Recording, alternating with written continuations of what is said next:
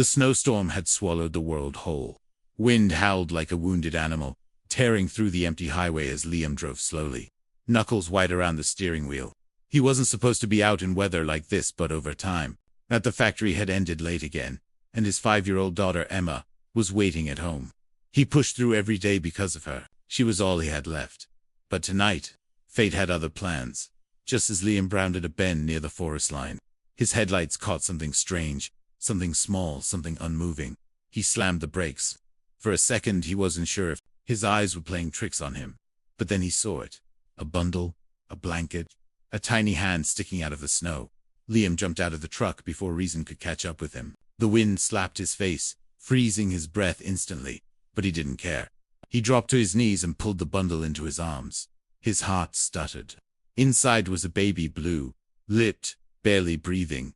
Hey, stay with me," Liam murmured, holding the child close to his chest. "You're not dying tonight. Not on my watch." Instinct took over. He ran back to the truck, cranked up the heat, and wrapped the baby in Emma's spare jacket from the back seat. The child gave a weak cry, and relief washed through him. So hard it nearly knocked him breathless.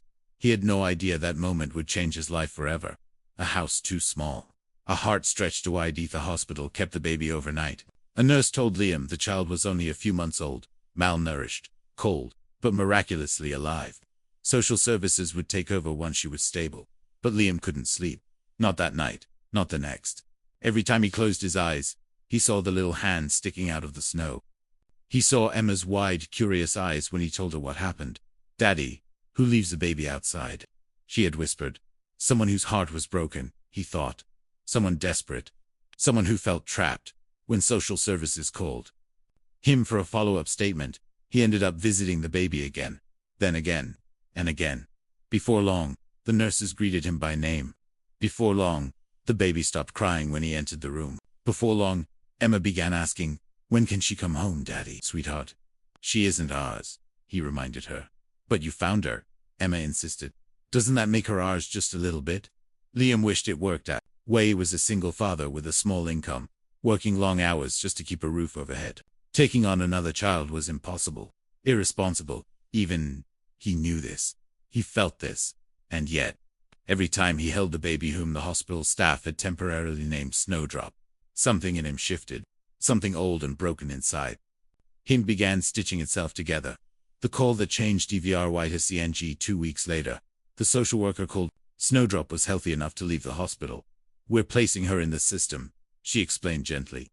"But she's bonded with you more than anyone. If you're willing, we'd like to explore the possibility of temporary fostering." Liam stared at the wall of his small kitchen, the paint peeling just a little at the corners. He thought of his bills, his overtime shifts, his exhaustion. He also thought of Snowdrop's tiny fingers gripping his dot. And the moment he found her in the snow. Finally, he whispered, "What do I need to do?" New beginnings are louder than S2RMs.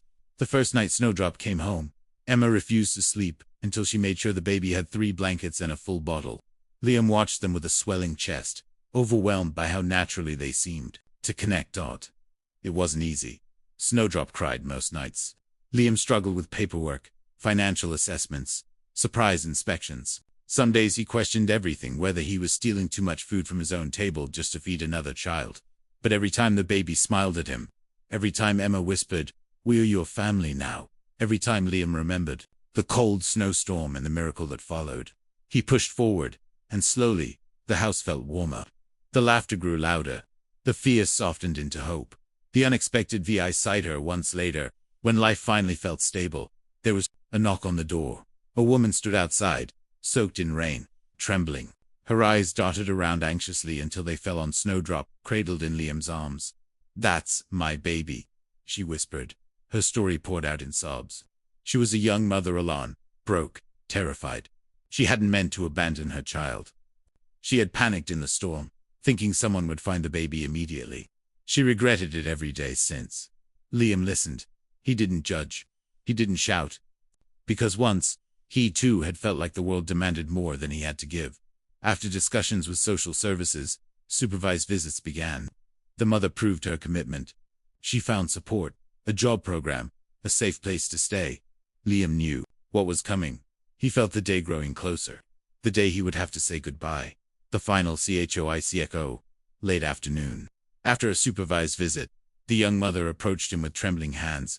"You saved her," she whispered. "You saved me too, and I want her to stay with you, if you'll have her."